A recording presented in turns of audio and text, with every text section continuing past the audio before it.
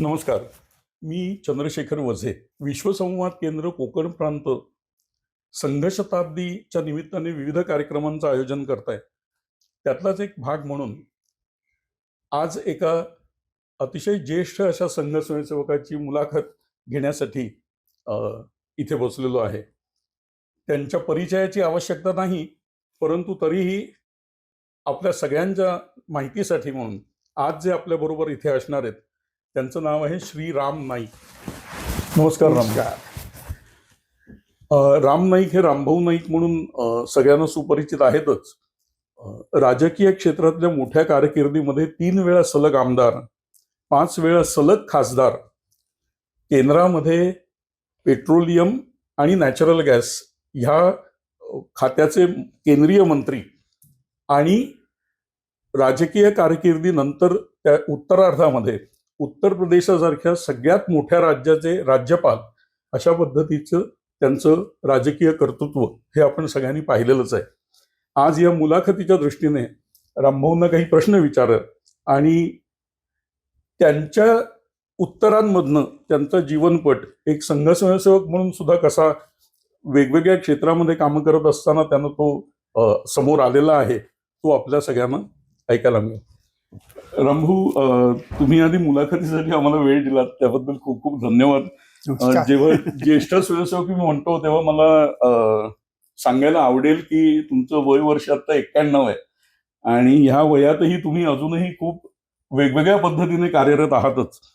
पण आम्हाला सुरुवात ऐकायची आहे तुमची रामभाऊ, की संघाचे स्वयंसेवक तुम्ही कधी झालात आणि त्यावेळेच्या तुमच्या काय आठवणी आहेत? संघाचा स्वयंसेवक मी बाल स्वयंसेवक ह्या काळामध्ये आहे.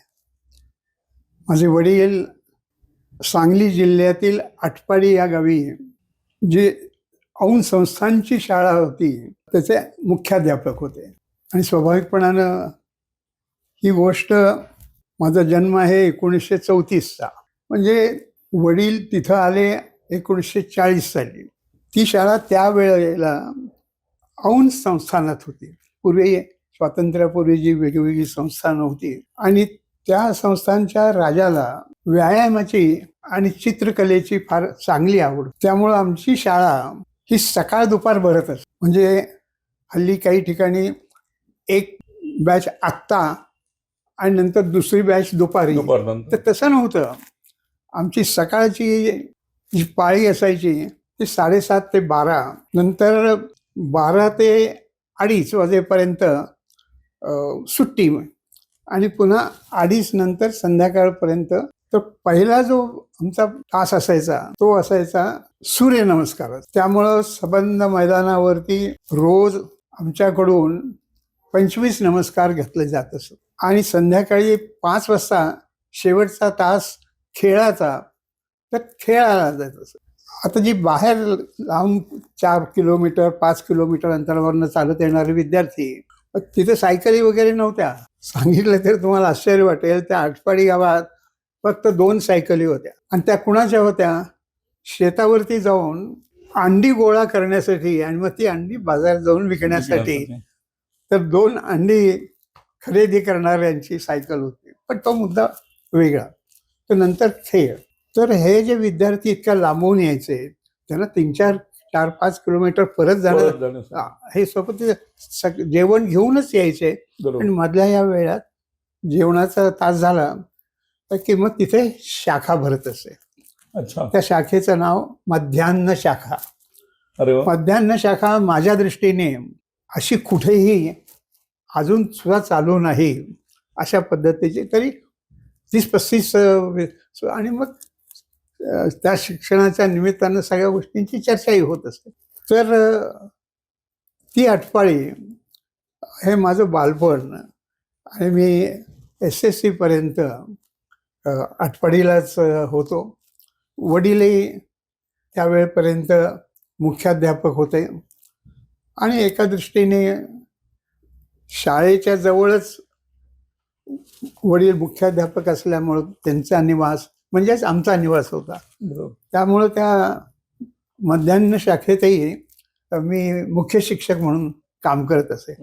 त्यामुळं स्वयंसेवक म्हणून म्हणा, पदाधिकारी म्हणून म्हणा, असं माझं जीवन SSC पास झालो 1950 साली. 50 सालापर्यंत हे जीवन आहे. वा, खूपच चांगली आठवण सांगितली रामभाऊ. कारण मध्यान्ह शाखा हा अभिनव प्रयोग होता त्यावेळेला, अजूनही असेल, फार कुठे मध्यान्ह शाखा ऐकिवात नाहीत. त्यामुळे ही खूपच चांगली आहे. शालेय शिक्षणानंतर माझ्या माहितीप्रमाणे तुम्ही पुण्यात होतात आणि नंतर तिथेही तुमच्या संघाशी संबंध होताच.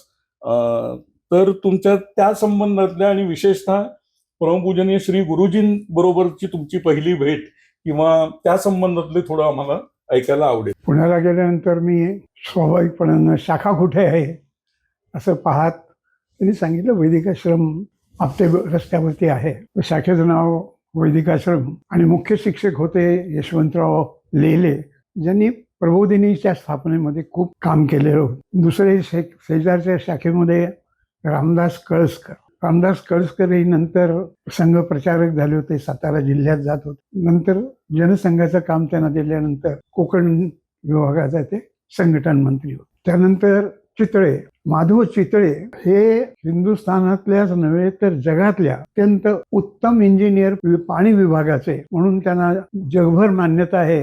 असे चांगले विद्यार्थी वगैरे त्यांचा संबंध असायचा आणि त्यामुळं संध्याकाळची शाखा आणि संध्याकाळची शाखा झाल्यानंतर तिथे जेवणाचा क्लब होता, तिथे सगळ्यांनी मिळून जेवायचं. अशी सुरुवात. आणि शाखा ही संपल्यानंतर, जेवण झाल्यानंतर प्रत्येकाने आपापल्या ठिकाणी. सुरुवातीला 2 वर्ष स्वयंसेवक म्हणून, नंतर एका गटाचा प्रमुख म्हणून आणि नंतर मुख्य शिक्षक. या कॉलेजमध्ये मला अनेक मित्र मिळाले आणि त्या मित्रांचा संबंध अजूनही चांगल्या प्रकारे आहे. जे आहेत ते, त्यातले बरेच गेलेले आहेत, कारण माझं आता वय 91 पूर्ण झालेला आहे. ते समकालीन थोडेच राहिलेले आहेत. अशा प्रकारे पुण्यातला हा प्रवेश आहे. आणि संघाचा मुख्य शिक्षक किंवा संघाचा कार्यवाह साधारणतः वर्षातनं एकदा परमपूजनीय गुरुजींचं पुण्याला येणं होत असे. आणि त्या ह्याच्यात या मुख्य शिक्षक अशा पर्यंतच्या वरच्या लोकांच्या बैठकी होत असत. त्यामुळं बैठकीला जात असे, परंतु त्यांचा प्रत्यक्ष असा जवळून प्रवेश थोड्या काळानं झाला. तो अशा काळाने झाला की माझा धाकटा भाऊ, त्याचं नाव बिंदा, तो फर्ग्युसन कॉलेजमध्ये शिकत होता. NCCची त्याला आवड होती आणि त्यामुळं तो मिलिटरीच्या ह्याच्यात निवड झाली त्याची. आणि त्यामुळं तो गेला खडकवासलेला आणि मी इथे, अशा पद्धतीचं होतं हे पुण्यातलं जीवन. त्यामुळे प्रत्यक्ष गुरुजींचा पाहण्याचा जो कार्यक्रम आहे, भाषणाचा आहे. आणि भाषणाचा एक कार्यक्रम त्यांचा मी अगदी पहिला, तो म्हणजे संघबंदी उठल्यानंतर पुण्यातर्फे त्यांचा सत्कार करण्यात आला आणि कमीत कमी ₹1 असा द्यायचा, असा तो नियम होता. आणि सुधीर फडक्यांनी त्यावेळेला वंदे मातरम हे गीत गायलं होतं. एक पहिला मोठा कार्यक्रम असा तो होता. संघाच्या दृष्टीनं आणखीन 2 गोष्टी सांगता येतील अशा आहेत. आणि ते म्हणजे उन्हाळ्यात भरणारे संघ शिक्षा वर्ग. पहिल्या संघ शिक्षा वर्गामध्ये मी 3ऱ्या वर्षाला असताना संघ शिक्षा वर्गाला गेलो होतो आणि साधारणतः 1 महिनाभर तो चालतो. आणि त्या काळात ते स्थान सोडून कुठेही बाहेर जायचं नाही, चहा प्यायला सुद्धा बाहेर जायचं नाही, असा कडक नियम त्यावेळेला असायचा. पण स्वातंत्र्यवीर सावरकरांच्या 3 भाषणांची सिरीज होणार आहे असं कळल्यामुळं संघाने निर्णय घेतला की ती भाषणाची जी वेळ आहे त्या वेळेत तिथं सगळ्यांनी जायला हरकत. म्हणून मला सावरकरांची 3 भाषणं आणि त्या 3 भाषणाचा उद्देश काय होता, तर त्यांनी सांगितलं आता आपल्याला स्वराज्य मिळालेलं आहे, देश दुभंग झालेला आहे, पण आपल्याला स्वराज्य मिळालेलं आहे. आणि आपल्याला हे स्वराज्य मिळालेलं आहे त्यामुळं आम्ही जी त्यांनी जी संस्था स्थापन केली होती अभिनव भारत, तर भारत आता स्वतंत्र झालेला आहे, म्हणून त्या संस्थेचं विसर्जन करण्याचा माझा विचार आहे.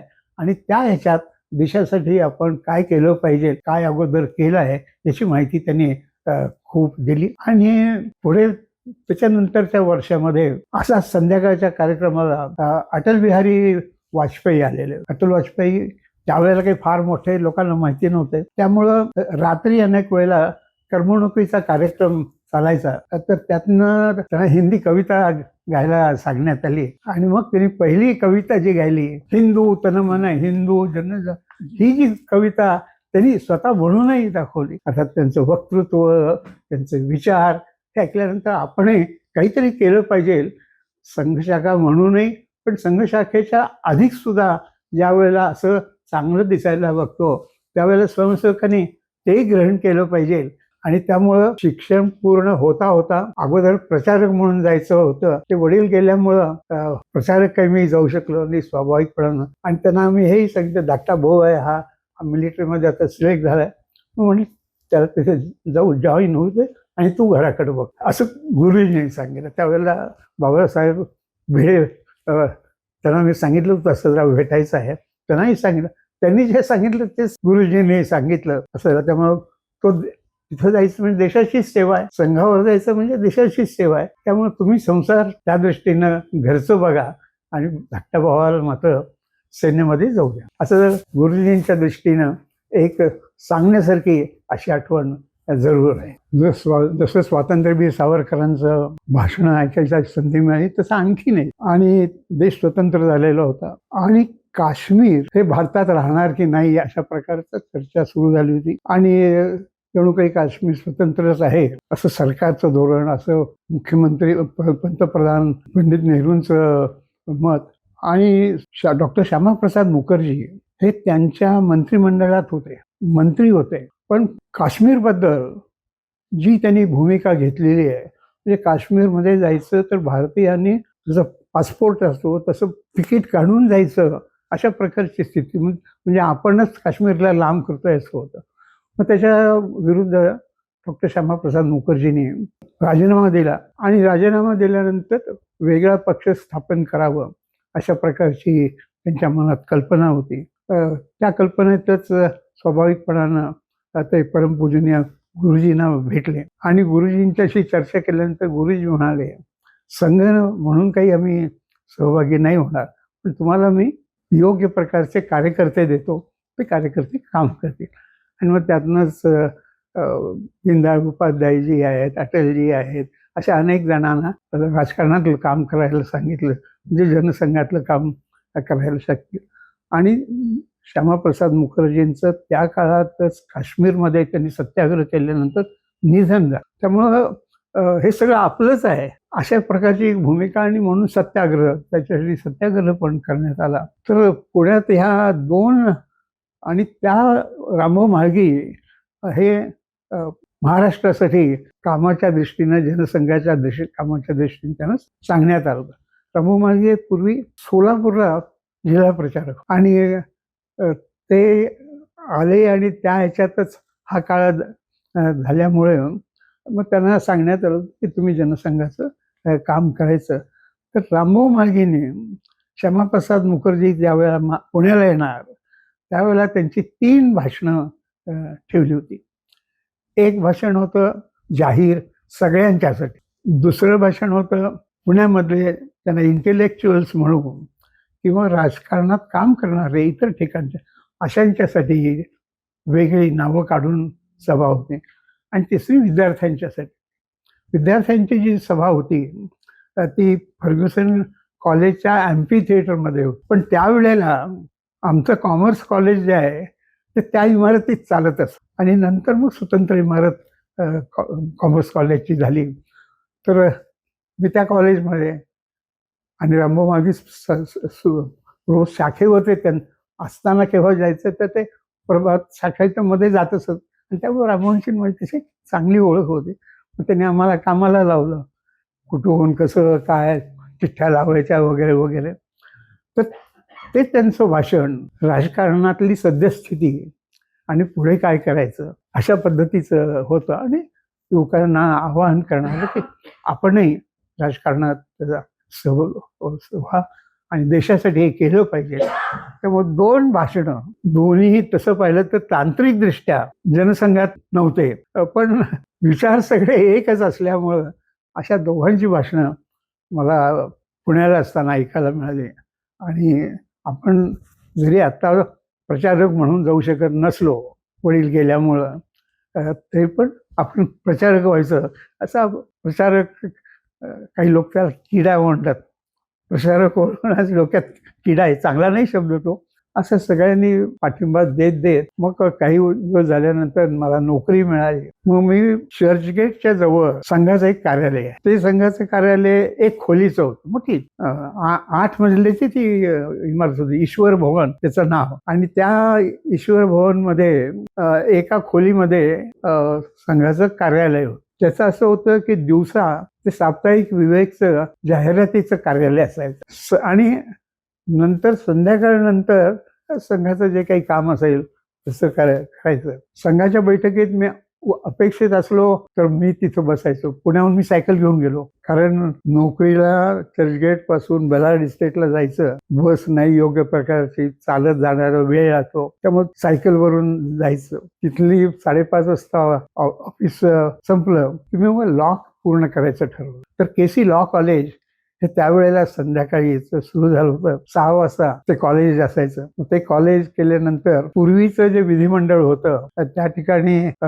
ते आमदारांच्यासाठी म्हणून एक हॉटेल होतं. त्या हॉटेलमध्ये आमदारांना मिळत असे, पण जो चालवणारा होता तो आपला स्वयंसेवक होता. तो म्हणाला तुम्ही इथे येऊन जेवत जाणार. त्यामुळे कॉलेजचं शिक्षण पूर्ण झालं की कॉलेज जेवायला यायचं, आणि जेवण पूर्ण झालं की आझाद मैदानामध्ये संध्याकाळची एकदा, आझाद मैदान ऑफिसचं हे सगळं संपलं की जे हॉटेल्स वगैरे असायची त्यात फार गिऱ्हाईक नसायचं, म्हणून हॉटेलमधली मुलं शाखावरती यायला सुरुवात झाली. त्यामुळं ते एक नवीन काम. आता ती शाखा मी नाही सुरू केली, परंतु त्या शाखेचा मी मुख्य शिक्षक झालो वगैरे वगैरे. आणि बैठकीला कार्यालयात मी अपेक्षित असलं तर तिथे जायचं, नाहीतर मग तिथूनच साधारणतः 1 फर्लांग चाललं की समुद्र किनारा होता. समुद्र किनाऱ्यावरती आरामात मस्तपैकी हवा खात रात्र घालवायची. असं एक सुरुवातीचं जीवन होतं. रामभाऊ, संघ कामाकडून तुम्ही जनसंघ हा जो तुमचा प्रवास आहे, आणि जनसंघातनं पुढे मग जनप्रतिनिधी म्हणून वेगवेगळ्या स्तरांवरही तुम्ही कामं केलं. तर संघापासून जनसंघ आणि पुढचा तुमचा सगळा राजकीय प्रवास असताना त्याच्यामध्ये तुमच्यातला संघ स्वयंसेवक जागृत होता, जागता होता. अर्थात तो होताच, असेलच, पण तो कशामुळे होता आणि त्याची काही वैशिष्ट्य किंवा काही घटना किंवा उदाहरणं अशी तुम्ही सांगावी असं आम्हाला वाटतं. असं आहे की मी राहत होतो चर्चगेटच्या याला, त्याचं मी जास्त वर्णन केलं नाही, पण त्या संघाच्या कार्यालयामध्ये बाथरूम नव्हती आणि टॉयलेट पण नव्हतं. त्यामुळं टॉयलेटसाठी चर्चगेट स्टेशनवरती मी जात असे, आणि आंघोळीसाठी मोठं जे गॅरेज असतं त्या गॅरेजवरती जाऊन आंघोळ करत असे. अर्थात ह्यात तात्पुरती ही व्यवस्था होती. आणि मग मी गोरेगावला आपण जावं असं ठरवलं. गोरेगावला सिद्धार्थ शाखा म्हणून शाखा आहे, आणि त्या शाखेचा मुख्य शिक्षक म्हणून काम करतो. त्यात एक अडचण व्हायची, आणि म्हणून मी ती बदलून घेतली. फॅक्टरी होती सांताक्रूजला, आणि फॅक्टरीतून संध्याकाळच्या वेळेला पोचलं पाहिजे, आणि इथून गाडी पकडून त्या गर्दीत जावं लागणार सांताक्रूजपर्यंत. आता ती सगळा वेळ जास्त जात होता, त्यामुळे मी सायकलवरनं सगळं हे करत असे. फॅक्टरी 4:30ला ऑफिस काम करणाऱ्यांच्यासाठी बंद होत असे, आणि बाकीच्यांच्यासाठी 6 वाजता बंद होतं कामगारांच्यासाठी. तर मग इतकं लांब 6 वाजता पोचायचं आहे, म्हणून ती सायकल तिकडे घेऊन मग घरी यायचं, असं होतं. तर ह्या सगळ्या ह्याच्यात इथे 1957 साली आपण संयुक्त महाराष्ट्र समितीत भारतीय जनसंघ पण होतो, आणि भारतीय जनसंघाला एकीकडे SM जोशी आहेत, कॉम्रेड डांगे आहेत, अशी मोठी मोठी मंडळी आहेत. आणि इथं त्यावेळेला प्रचारक असलेले मधुकरराव महाजन हे समिती होते. ह्या सगळ्यांनी सांगितलं जनसंघाला आत्ता तुमची स्थापना झाली आहे, तुम्हाला कसली तिकीटं द्यायची. अशावरनं 5 तिकीटं द्यायचं ठरलं, आणि त्या 5 तिकिटामध्ये 2 जिंकून आलो आपण. एक गोरेगावचं आणि दुसरं बोरिवलीचं. बाकी कुठे 3 नाही जिंकून आलो. तर त्यामुळं आता इकडं ह्या शाखेचा मी मुख्य शिक्षक आहे, आणि प्राध्यापक कानिटकर गोरेगावातून निवडून आले. त्यांना त्यांच्या कामात मदत करायला आणि एकूणच जनसंघाचं काम मी केलं तर अधिक उपयुक्त होईल अशी सगळ्यांची कल्पना होती. आणि ते काम म्हणजे आपलंच काम आहे अशा भूमिकेतनं कानिटकरांनी सांगितल्यामुळं त्यावेळेला ते अतिशय महत्त्वाच्या पदावरती होते. मुंबईचे अध्यक्ष वगैरेही काही काळ राहिले नव्हते. कॉलेज इथंच होतंच. त्यामुळं असा बदल झाला. म्हणून आणि इथं येऊन 4-5 महिन्यातच 2-3 शाखेमध्ये होते तर सदुव वैद्य हे भेटले. आणि मग आणखीन कोण आहे म्हणजे बा आपण भाड्याच्या खोलीत किती दिवस राहणार, आपण सोसायटी बनवूया असा विचार केला. आणि मग आम्ही एक मग आता स्वयंसेवक कोण आहेत ते घेतले तर बरं होईल. कारण उपनगरात माणसाशी येतात आणि त्यांना जागा हवी असते.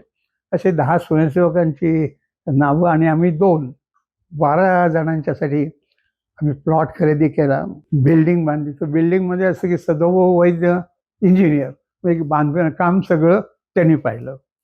नंतर ती खरेदी करायची असेल कुठलीही ती खरेदी माझ्यातर्फे व्हायची.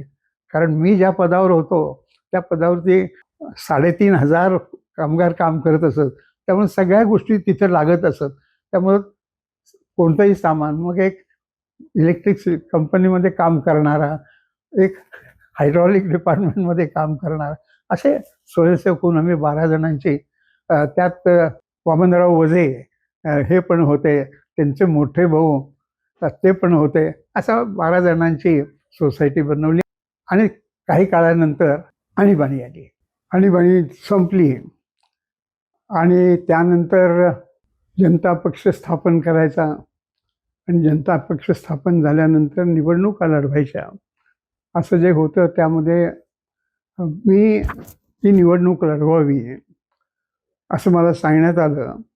आणि त्याप्रमाणे मी बोरिवलीहून निवडणूक लढवायचं ठरवण्यात आलं. तिथून मी लढलो. कदाचित आपल्याला एका वेळेला असं वाटेल गोरेगावातून का नाही, तर गोरेगावातून श्रीमती मृणाल गोरेंचा एक आग्रह होता की त्यांचा एक कार्यकर्ता आहे, त्यांना रामभाऊ तुमचं काय आहे, तुम्ही कुठे गेलात तरी लोक तुमच्यासाठी काम करतील अशा भूमिकेतनं बोरिवलीला निवडणूक लढवायचं ठरवण्यात आलं. आणि सगळ्यांनी मदत केली. आणि ते दिवसच असे होते म्हणजे विशेषतः मी समन्वय आणीबाणीतलं सगळं करत असल्यामुळं माझ्याबद्दल प्रेमही दुसऱ्या पक्षातल्या लोकांनाही होतं. त्यामुळं मुंबईतच नव्हे तर संबंध महाराष्ट्रात मला सगळ्यात जास्त मतं मिळाली. पण त्याचा आनंद जो आहे तो तुम्ही कल्पना करू शकाल की कार्यकर्त्यांचा आणि माझा सुद्धा.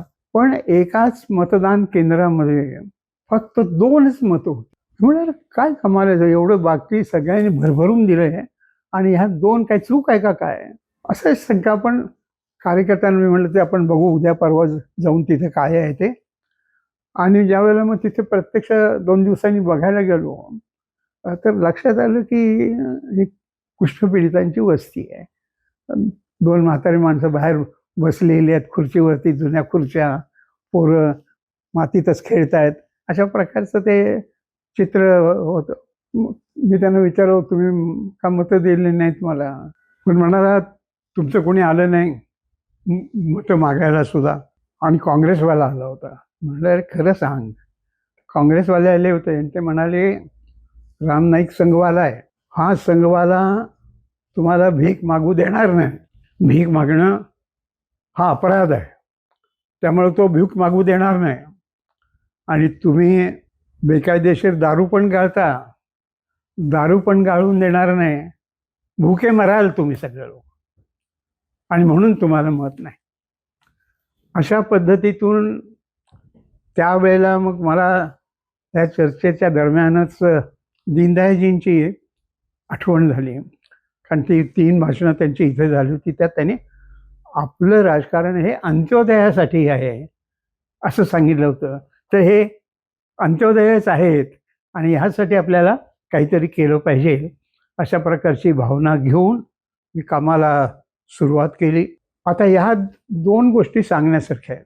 एक तर कुष्ठपीडितांचं हे काम घेऊन मी केवळ बोरिवलीपुरतं नव्हे तर साऱ्या देशासाठी एक पद्धत आहे, त्याप्रमाणे संसदेला अर्ज करता येतो कोणालाही, त्याप्रमाणे कुष्ठपीडितांच्या वतीनं हा आम्ही अर्ज केला राज्यसभेला. आणि मग तिथं एक कमिटी असते, ती कमिटी याचा विचार करते, जाऊन बघतेही आणि रिपोर्ट देतो आणि त्याप्रमाणे सरकारनं करावं असं होतं. त्यातनं जे जे निघालं त्यात एक गोष्ट तर हे निघाली की ज्यांना भीक मागायची यांनी नाही आहे तर ते खाणार कसे, म्हणून 2,000 रुपये प्रति महिना प्रत्येक कुष्ठपीडिताला दिले पाहिजे असा एक निर्णय झाला. कुष्ठपीडितांची घरं हीही चांगली नाही आहेत. इतर लोकांना ज्या पद्धतीनं झोपडपट्टीवाल्यांना घरं बांधून दिली जातात तशी ह्यांनाही बांधून द्यावीत. आणि हे सुरू झालं बोरिवलीतनं, पण साऱ्या देशभर आता हे लागू आहे. आणि त्यामुळं जे अंत्योदय ह्या शब्दाचा जो अर्थ आहे तो कोणी मला विचारलं तर मला हे सांगितलं की त्यांनाही ह्या गोष्टीचं आश्चर्य वाटतं. पण त्यातला एक भाग दुसरा की इथं असं होतंय कळल्यानंतर बाकीच्या ठिकाणी अगोदर महाराष्ट्रातले, मुंबईतले, नंतर महाराष्ट्रातल्या कुष्ठपीडित त्यांच्या छोट्या छोट्या संस्था असतात, ते सगळे यायला लागले. आणि मग त्यातनं आम्ही समिती करून पार्लमेंटकडे अर्ज केला आणि त्यातनं हे मिळालेलं आहे. आमदार तुम्ही 3 वेळा सलग निवडून आलात, त्याच्यानंतर 5 वेळा तुम्ही खासदार म्हणून निवडून आलेला आहात. तर खासदार पहिल्यांदा जेव्हा झालात तर त्यावेळेला एक संघ स्वयंसेवकाला वाटेल अशा पद्धतीने किंवा स्वयंसेवकांना आणि महाराष्ट्रातल्या मराठी जनतेलाही अभिमान वाटेल अशाही तुम्ही गोष्टी केलेल्या आहेत. त्याच्याबद्दल आम्हाला जरा ऐकायला आवडेल. असं मी फक्त पहिलं काम जे आहे ते सांगतो. प्रत्येकाला शपथ घ्यावी लागते.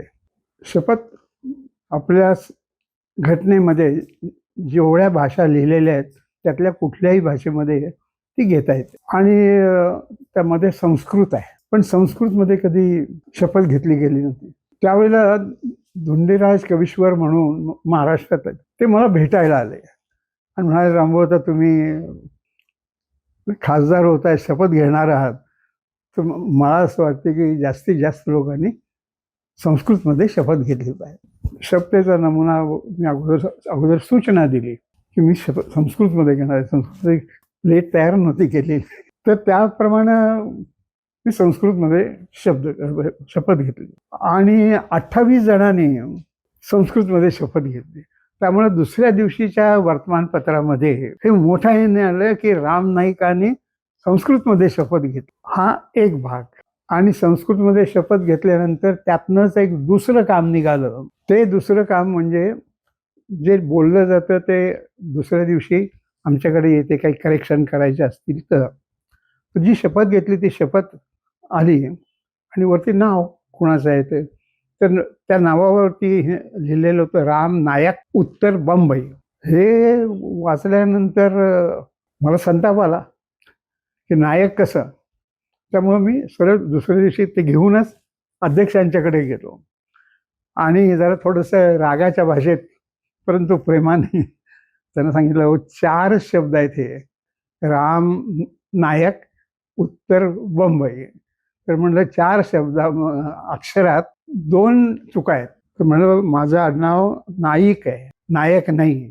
अध्यक्षांनी हाँ ये हम करेंगे. और दूसरा ऐसा है कि उत्तर बंबई, मेरा गांव का नाम बंबई नहीं है, मुंबई है, तो ये मुंबई करना चाहिए. ते म्हणाले तुझं म्हणणं बरोबर वाटतंय, पण हे माझ्या अधिकारात नाही आहे, हे केंद्राकडे आहे. पण मी लोकसभेच्या रेकॉर्डमध्ये मुंबई वापरायला सांगेन सगळ्यांना. तुम्ही सरकारकडेच जाऊन हा अर्ज द्या, त्यातून ज्या राज्यासाठी असतं ते त्या राज्याचं मत प्राप्त केलं जातं आणि मग ते ठरतं असं त्यांनी मला सांगितलं. मग त्याप्रमाणे आम्ही तो अर्ज केला. मग तो अर्ज अगोदर त्यांच्याकडे गेल्यानंतर गृहमंत्र्याकडनं ते तसंच राहिलेलं होतं. मग शेवटी त्यांनी राज्य सरकारची परवानगी लागते म्हणून राज्य सरकारला त्यावेळेला मनोहर जोशी हे मुख्यमंत्री होते. तर मनोहर जोशींच्याकडे पर्सनली जाऊन आता हे प्रकरण असं आलेलं आहे तर तुम्ही जरा लवकर हे पाठवा आणि मग ते मग त्यांच्यानंतर त्यांच्याकडनं पत्र घेऊन त्यांनी पत्र पाठवलं, मीच घेऊन गेलो होते. ते दिलं गृहमंत्र्यांना आणि मग गृहमंत्र्यांनी त्याबद्दल नोटीस काढली की यापुढे बॉम्बे किंवा अशा प्रकारचा कोणताही शब्द नाही, फक्त मुंबई हेच नाव वापरलं पाहिजे. हे काम करून घ्यायला मला 5 वर्ष लागली.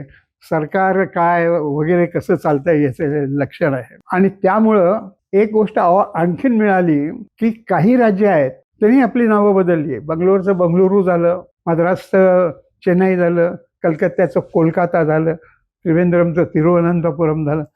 अशा प्रकारे एक प्रकारे राम नाईकमुळं देशातल्या सुद्धा त्यांची नावं बदलली. आणि ज्या वेळेला श्रीराम मंदिर व्हायचं होतं त्याच्या अगोदर मी सांगितलं इथली 2 नावं आपण बदलून घेऊया, योगीजींना सांगितलं. तर आता राम मंदिराच्या उद्घाटनाचा वेळ येईल, तर अयोध्या आपण म्हणतो, पण सरकारची कागदपत्री नाव फैजाबाद आहे. त्यामुळे म्हणलं लोक असं म्हणतील की फैजाबाद वरती राम मंदिर बांधलं गेलं आहे. तर म्हणलं अयोध्या हे नाव आपण करूया आणि जमिनीच्या रेकॉर्ड्स ज्या पद्धतीनं ठेवली जातात तिथेही सगळीकडं अयोध्या हे आलं पाहिजे असं पहा.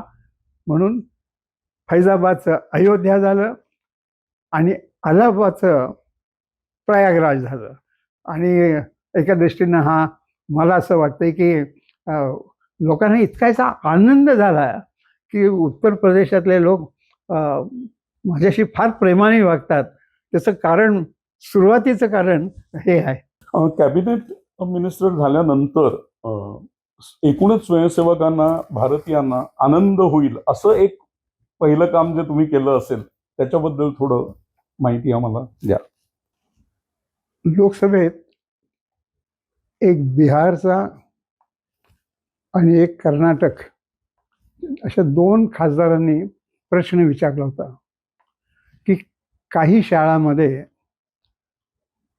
जनगणमन गायलं जात नाही, हे खरं आहे काय?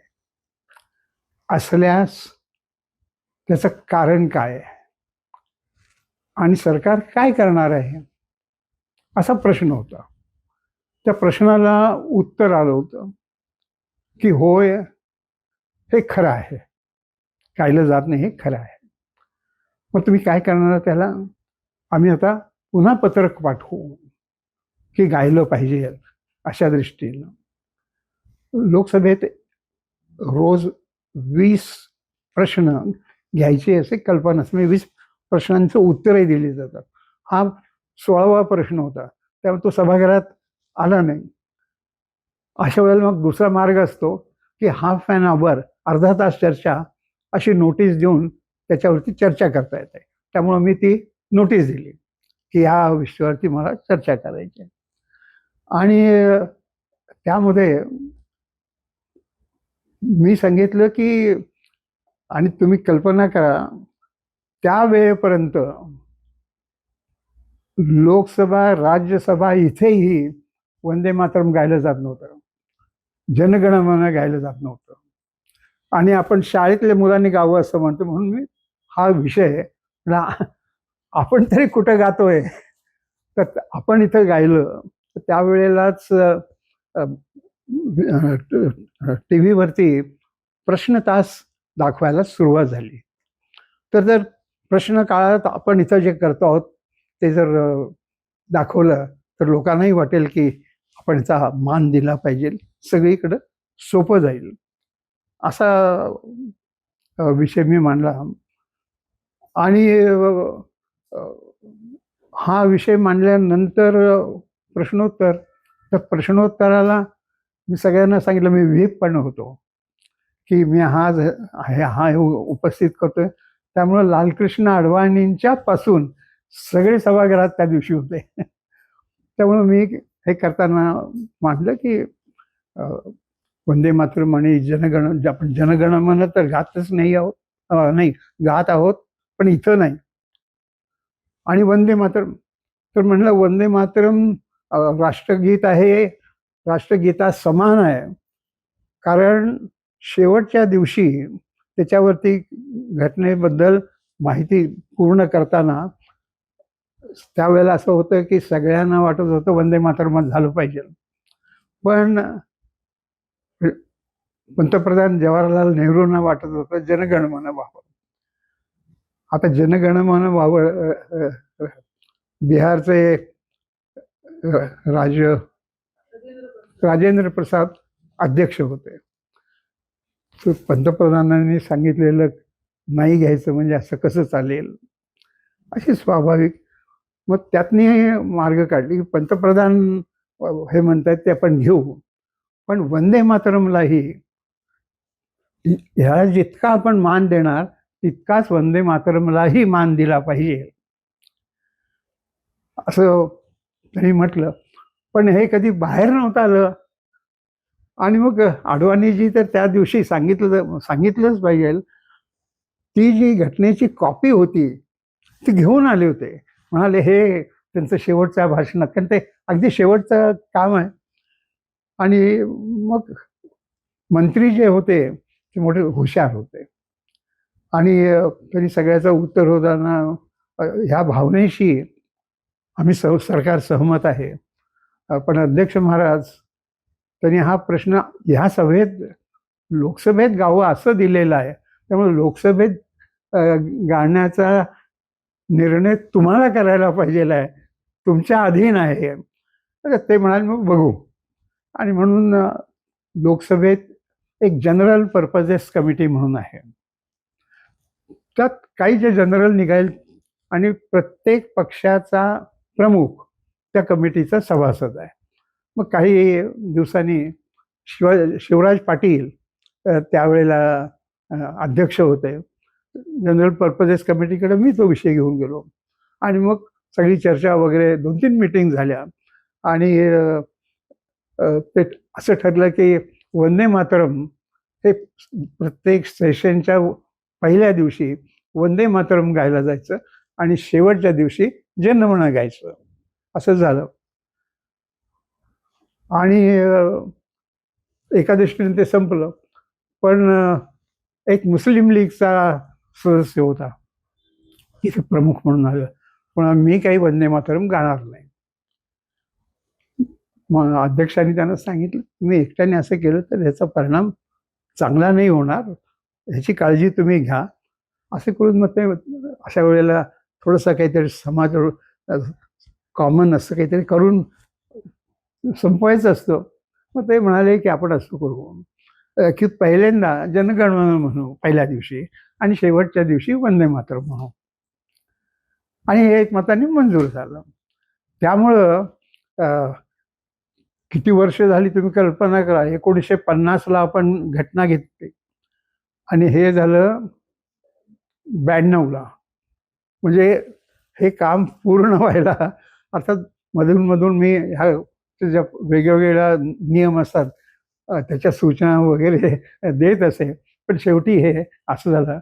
आणि मला विचारायला माझ्या जीवनातला सर्वोत्तम क्षण, सोनेरी क्षण काय नाव द्यायचं असेल ते तुम्ही द्या, ते मला इतकं आवडतं आणि इतकं भरभरून सांगावं असं वाटतं.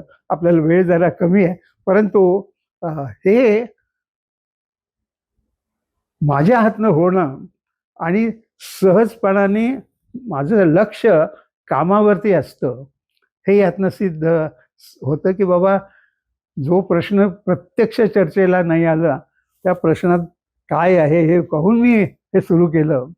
आनंद झाला आणि देशभर सगळ्यांना आनंद झाला. स्वाभाविकपणानं संघातल्या लोकांना थोडा जास्त आनंद झाला. गोवा स्वतंत्र झाला, पण गुजरात आणि महाराष्ट्राच्या सीमेवरती दादरा नगर हवेली म्हणून एक छोटासा 2 तालुक्याचा सारखा प्रदेश एवढ्यासाठी की ते पोर्तुगीजांच्या ताब्यात होतं. संघातल्या आणि त्यातही पुण्यातल्या संघ स्वयंसेवकांनी एक ठरवलं की बाबा आपण यात काहीतरी केलं पाहिजे. आणि असं एक काहीतरी केलं पाहिजे हे करायचं तर मग काय करायचं, तर आपण जाऊन तिथं हल्ला करू. आता हल्ला करायचा तर शस्त्र बरोबर पाहिजेत, तर शस्त्रासाठी पैसा पाहिजे. तर त्या काळात लता मंगेशकर त्या बऱ्याच पुढे आल्या होत्या, पण शेवटी शेवटी जेवढ्या मोठ्या झाल्या तेवढं. पण त्यांनी गाण्याच्या काही ठिकाणी कार्यक्रम घेतला आणि त्यातनं जे पैसे मिळाले त्यातनं या स्वयंसेवकांनी शस्त्र घेतली. आणि हे सगळं विनायकराव आपटे जे पुण्याचे संघचालक होते त्यांनी रचना केलेली होती. आणि ह्यामध्ये सगळे सगळे पुण्यातले स्वयंसेवक होते.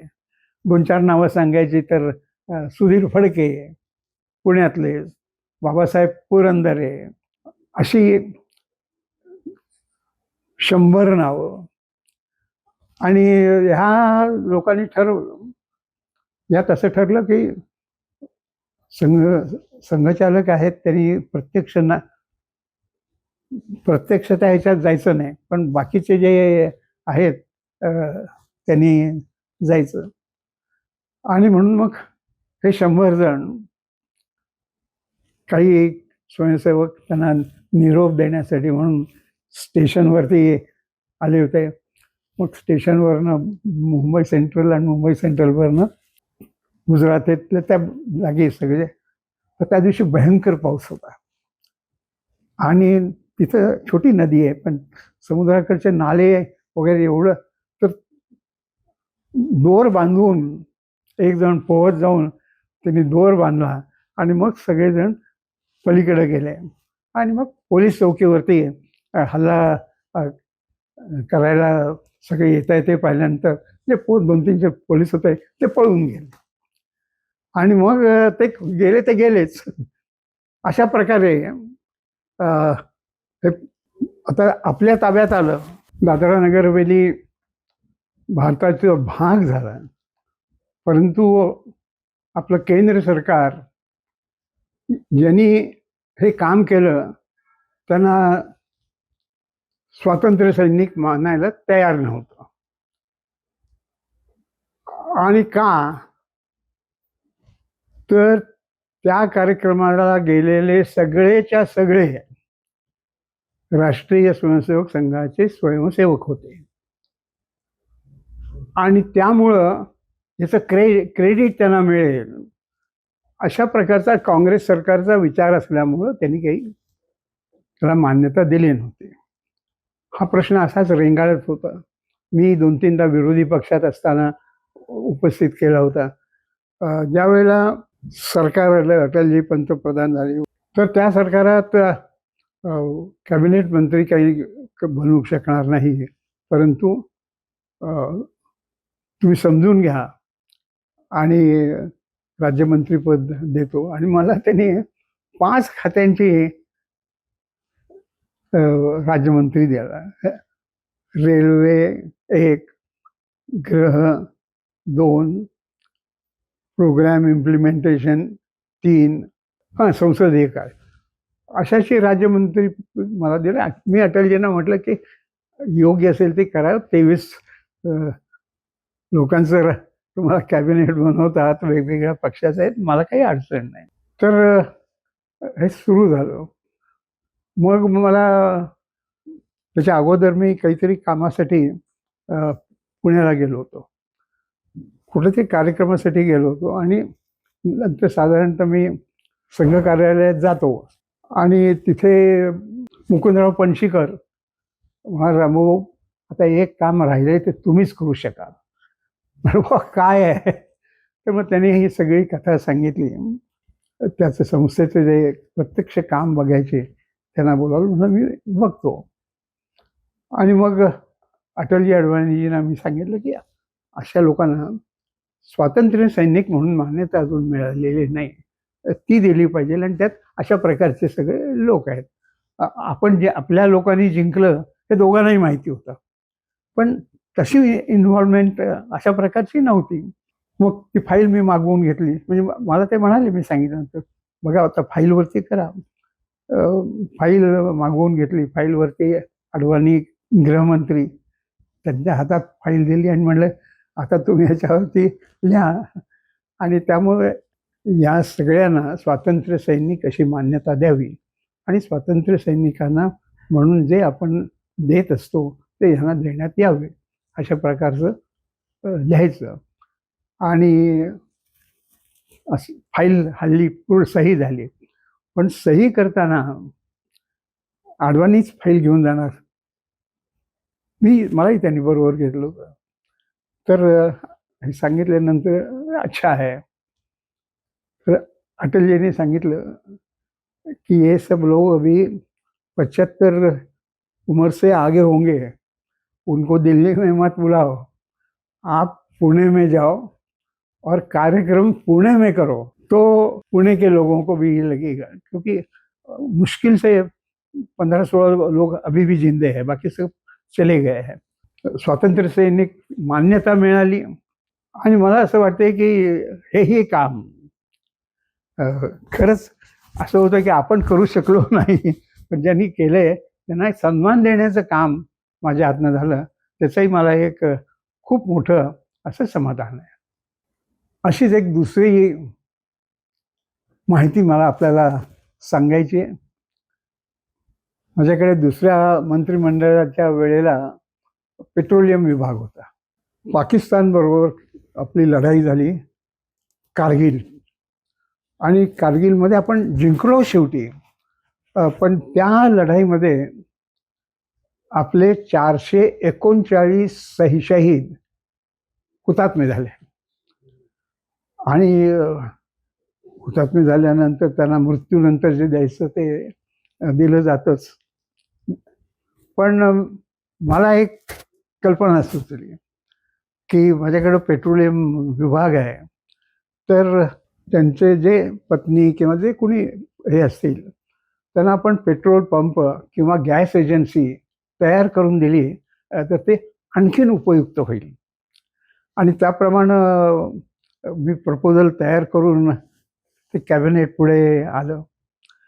कॅबिनेट पुढे आल्यानंतर रामभाऊ बताइए आपका क्या है असं अटलजीने मला सांगितलं. मग मी सगळं एक्सप्लेन केलं. ते केल्यानंतर दोघा तिघांनी तर ह्याच्या पुढं प्रत्येक वेळेला असं द्यावं लागेल आपल्याला. मी म्हणलं मला नाही वाटत. प्रश्नोत्तरात मोकळेपणाने प्रश्नोत्तर होत असतं. तर म्हटलं मला नाही वाटत असं होईल. आणि त्याचं कारण हे की पाकिस्तानला अशा प्रकारचा पराभव आपण केलेला आहे की ते काही पुन्हा शस्त्र घेऊन भारताशी लढायला येतील असं नाही. आर्ग्युमेंट होऊन अटल जी म्हणे रामभाऊ जो कह रहे हैं वो हम करेंगे. आणि त्यामुळं जेवढे सैनिक हुतात्मा झाले त्यांच्या पत्नीला, म्हणजे त्यांच्यातलं जे कोणी हे असेल ज्यांना पेट्रोल पंप हवा असेल त्यांना पेट्रोल पंप, गॅस एजन्सी हवी असेल त्यांना गॅस एजन्सी तयार करून आपण दिली पाहिजे अशा प्रकारचा निर्णय झाला. आणि हेही एक असं हे आहे की त्या घरात काय होत असेल त्यावेळेला येतो पेन्शन तो दिली जाते, पण त्याच्यापेक्षा जास्त अशा प्रकारचं हे दिलं गेलं. त्याचाही माझ्याबद्दल सेनेमध्ये मी कुठेही गेलो आणि एखाद्या ऑफिसरला परिचय करायचा प्रयत्न केला, हम आपको जानते हैं, कारगिल वाले हैं, अशा प्रकारे लोक आदर करतात. आणि मला असं वाटतं की जसं वंदे मातरम मी म्हणालो त्याचप्रमाणे कारगिलसाठी सुद्धा हे जे गेलं ते पहिल्यांदा असं झालं. आणि त्या भूमिकेत काम करत गेलो तर स्वयंसेवकाची भूमिका ह्याच्याशिवाय काय दुसरी असते. हे स्वयंसेवकाचं कार्य नाही, स्वयंसेवकाचं कार्य. जिथं आपण जाऊ तिथं लोकांनी म्हटलं पाहिजे की झालं ते चांगलं झालं आहे, आणि आपल्यातल्या लोकांनी म्हटलं पाहिजे की आपला स्वयंसेवक आहे म्हणून हे झालं. उत्तर प्रदेशचे राज्यपाल तुम्ही झाल्यानंतर स्वाभाविकपणे एक संघ स्वयंसेवक राज्यपाल झाला हे पाहिल्यानंतर काही प्रतिक्रिया देशभर उत्तर प्रदेशातही स्वाभाविकपणे उमटल्याच असतील. तर त्याच्याबद्दल काय तुम्ही सांगाल? आणि विशेषतः एक राज्यपाल आणि एक संघ स्वयंसेवक असे दोघे जण एकत्र कसे तिथे नांदले, हेही जरा आम्हाला सांगा. नाही, ही गोष्ट खरी आहे की वृत्तपत्रात सुद्धा याबद्दल येत होतं की जे भारतीय जनता पार्टीच्या दृष्टीनं विरोधातले आहेत त्यांच्याकडनं येत होतं, भाषणही काही करत असत. त्या ह्याच्यात मी एक काम गेल्या गेल्या केलं होतं, म्हणजे असं काही होईल अशी अपेक्षा तर थोडी होतीच, की प्रत्येक पक्षाचा जो अध्यक्ष आहे, काही पक्षांचे ऑल इंडिया अध्यक्ष उत्तर प्रदेशात असेही आहेत, त्यामुळं मी प्रत्येक अध्यक्षाला, मोठ्या काँग्रेसच्या अध्यक्षाला, काँग्रेसच्या नंतर समाजवादी पक्षाचं तर सरकारच होतं त्यावेळेला, त्या पक्षाचे अध्यक्ष, मायावतींच्या पक्षाचे अध्यक्ष, असे 6-7 पार्टीज ज्या होत्या त्यातल्या प्रत्येकाला वेगवेगळ्या वेळेला, म्हणजे सगळ्यांना एकदम चहापानासाठी असं न बोलावतं, प्रत्येकाला वेगळं वेगळं बोलून थोडंसं मोकळं बोलणं करून वगैरे असं चहापानाचे कार्यक्रम केले. त्यामुळं जसं लोकांना आश्चर्य वाटत होतं वर्तमानपत्राच्या ह्याच्यामुळं, तसं निदान वरच्या लोकांना कळलं की हा असं नाही आहे वगैरे. त्याचबरोबर सांगण्यासारखी आणखीन एक घटना आहे, आणि ती घटना म्हणजे राष्ट्रीय स्वयंसेवक संघाची जी अखिल भारतीय अशी जी बैठक होते ती लखनौमध्ये ठेवण्यात आलेली होती. आणि स्वाभाविकपणानं संघाचे सगळे वरिष्ठही त्यामध्ये, तर मी जवळजवळ 25 मान्यवरांना जेवण्यासाठी बोलावलं. त्या 20 जणांमध्ये सर्व उच्च पदस्थ असेच पदाधिकारी होते. मदनदासजी देवी होते, भैयाजी जोशी थे, असे, आणि त्याचबरोबर राष्ट्रीय स्वयंसेवक संघाचे सरसंघचालक मोहनराव भागवत पण होते. आणि त्यामुळं दुसऱ्या दिवशी वर्तमानपत्रात राम नाईकांनी ज्यांनाही बोलावलं त्यांनाही बोलावलं अशी एक टीका काही जणांनी केली. त्यावेळेला मग मी सगळ्यांना एक उत्तर म्हणून सांगितलं की सर्व पक्षांचे जे अध्यक्ष होते त्यांनाही मी अगोदर बोलावलं होतं. त्यावेळेला तुमच्या हे तसं या ना, मग जेवायला मी इथं घरात राहतोय आणि जर माझ्याकडे आलेल्या पाहुण्यांना जेवण मी दिलं तर एवढं कावकाव करायचं काय कारण आहे, अशा प्रकारचे हे झालं. पण लखनौमध्ये ही बातमीवरती खूप वेगवेगळ्या प्रकारच्या चर्चा होत गेली. आणि त्यातलं एक, मी आत्ता बोलल्याप्रमाणे सरसंघचालक जी आलेले होते, त्यांचा आणि माझा तसा परिचय चांगल्यापैकी. आणि मी सगळ्यांना सांगितलं, बाबा यांचा माझा परिचय आहे, माझ्या घरात मी परिचय असलेल्या लोकांना बोलवून कोणी आपत्ती घेत असेल तर ते गैर आहे आणि अनाठाई आहे आणि चुकीचं आहे वगैरे वगैरे. माझ्याकडनं मी जो खुलासा करायचा तो केला. आणि मोहनरावजी पण मला म्हणाले, तुमच्या मागं लचांड लागलं. म्हणलं अशी लचांड राजकारणात काही लागत नाही आहेत, मी जे केलं ते बरोबर आहे आणि मी जे केलं ते बरोबर आहे असं सगळ्यांना वाटणार आहे, याची तुम्ही काही चिंता करू नका, असं मी त्यांना सांगितलं. रामभाऊ, आपण आता मुलाखतीच्या शेवटाकडे येतोय. तर तुमची कारकीर्द जी आहे, सगळी राजकीय कारकीर्द ही देदीप्यमान आहेच आणि अनेक गोष्टी तुम्ही केलेल्या आहेत ज्याला अचिव्हमेंट्स आपण म्हणू शकू सगळेजण. पण संघ स्वयंसेवक म्हणून तुमच्या दृष्टीने अत्यंत कृतार्थतेचा क्षण किंवा प्रसंग कोणता हे सांगा आणि ह्याच नोटवरती आपण ही मुलाखत संपवू. तुम्हाला एक सगळ्यांना सांगितलं पाहिजे ना, आणि ते म्हणजे मी एक पुस्तक लिहिलेलं आहे माझ्या राजकीय जीवनाबद्दलचा. आणि सुरुवात बालपणापासून उत्तर प्रदेशात जाईपर्यंत, म्हणजे त्यात उत्तर प्रदेशाचं हे नाही आहे, त्या पुस्तकाचं नाव चराई बेती असं आहे. आणि त्या पुस्तकाचं 16 भाषांमध्ये भाषांतर झालेलं आहे. 13 मध्ये सगळ्या महत्त्वाच्या भाषा येतात. आणि जे अंध आहेत त्यांच्यासाठी ब्रेल लिपी असते. ब्रेल लिपीमध्ये सुद्धा मराठी, हिंदी आणि इंग्रजी असं मिळून 16 त्याच्या आवृत्त्या निघालेल्या आहेत. मी सरसंघचालकांना विनंती केली होती. आपलं कौतुक सांगायचंही असतं. त्यावेळेला त्यांना मी सांगितलं की बुवा आता एकच राहिलेलं आहे, तुम्ही त्या पुस्तकासाठी प्रस्तावना द्याल तर बरं होईल. मग कोणी प्रस्तावना दिलेली आहे वगैरे सगळं सांगितलं. त्यांना पुस्तक पण दिलं.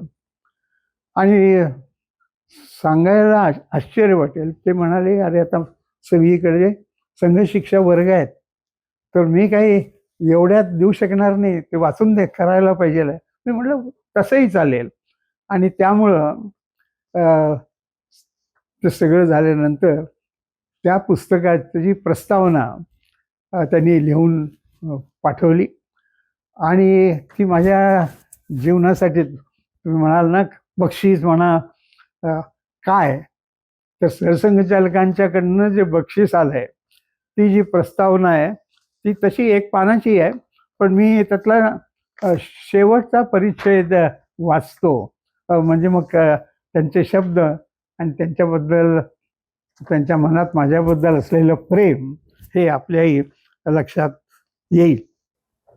या प्रस्तावनेत आदरणीय सरसंघचालकांनी म्हटले आहे की, इन्व्हर्टेड कॉमर्समध्ये, श्री राम नाईक हे आम्हा स्वयंसेवकासाठी एक आदर्श स्वयंसेवक आहेत. दीर्घ आणि यशस्वी राजकीय जीवनात जगल्यानंतरही त्यांचे मन राजकारणाच्या मोहक पण धूर्त रंगापासून स्वतःला दूर ठेवते. देशभक्ती आणि समर्पणाचा शुद्ध जगतातच त्यांच्या मनोभावना घट्टपणे रुजलेल्या आहेत. आदरणीय सरसंघचालकांनी असे म्हणणे हाच एक स्वयंसेवक म्हणून माझ्या आयुष्याला कृतार्थतेचा दिवस वाटतो. रामभाऊ, तुम्ही आज आलात आणि आम्हाला तुमच्याकडनं संघाच्या जुन्या आठवणी, तुमच्या काळातला संघ, त्याचबरोबर तुमच्या राजकीय कारकिर्दीत सुद्धा एक संघ स्वयंसेवकाचं प्रतिबिंब हे सतत उमटत असलेलं आम्हाला पाहायला मिळालं. जी वेगवेगळी कामं तुम्ही केलीत, तुम्ही इतकी कामं केली असतील, पण ते सगळं ह्या मुलाखतीच्या आवाक्याच्या बाहेरचं आहे. पण तुम्ही आलात आणि या गोष्टी आम्हाला सांगितल्यात, याच्याबद्दल तुमचे खूप खूप धन्यवाद. आणि विश्वसंवाद केंद्र कोकण प्रांताकडनं तुमचे पुन्हा एकदा धन्यवाद मानतो.